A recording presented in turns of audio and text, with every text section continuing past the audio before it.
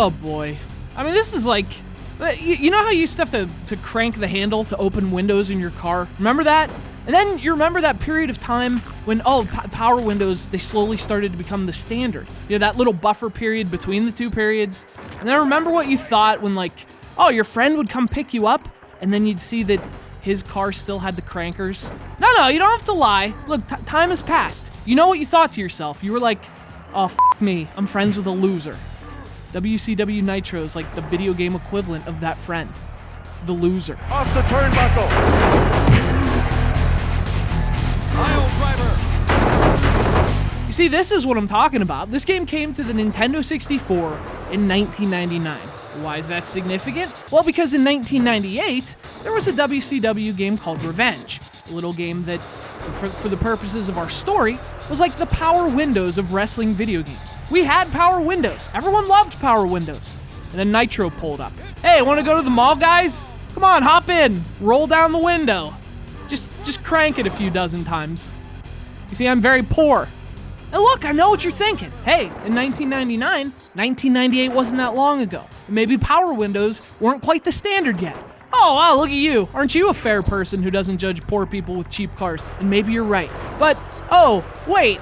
In 1997, there was this WCW game called World Tour that, like, pretty much basically introduced Power Windows.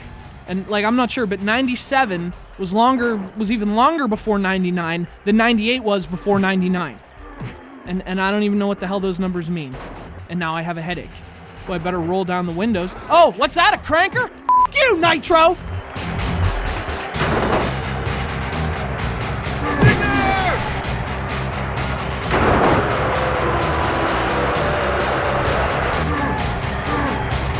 the top rope. No, I'll tell you what gives me a headache.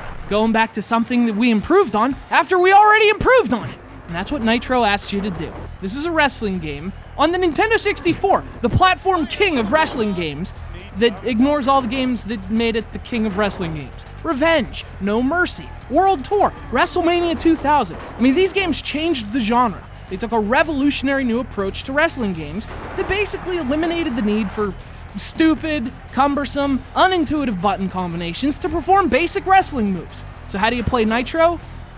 Stupid, cumbersome, unintuitive button combinations to perform basic wrestling moves.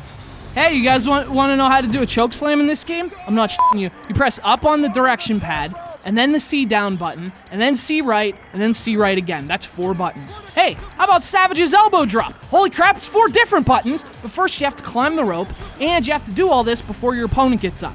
I mean, the Hulk Hogan leg drop is up, and then C left again, and then C down. That's 4 buttons for a leg drop. Your 3-year-old nephew can do a leg drop with a soggy diaper.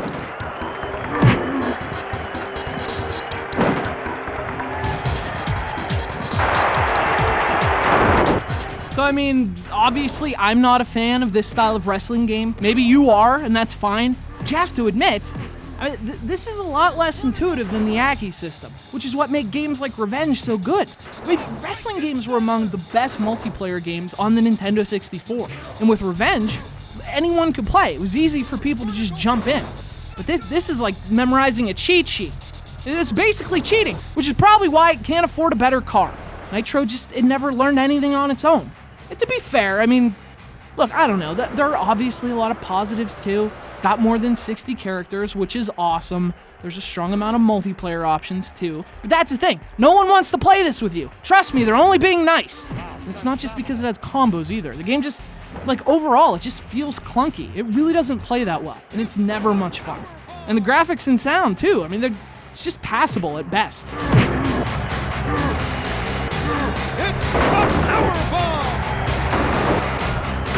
Kicked out. I still throw Nintendo 64 parties to this day.